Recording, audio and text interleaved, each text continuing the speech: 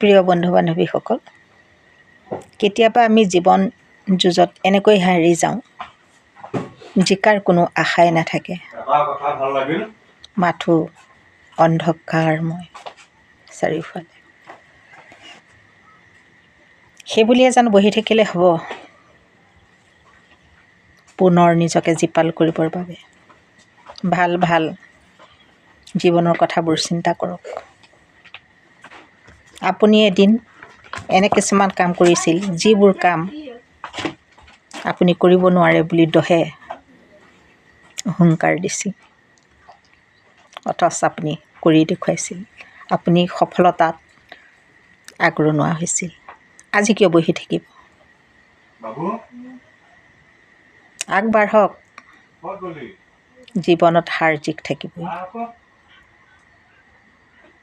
সেই বুলি জীৱনক অলাগতিয়াল বুলি ভাবি এনে পেলাই নথব। কামত লগাওক বন্ধু, কামত লগাওক।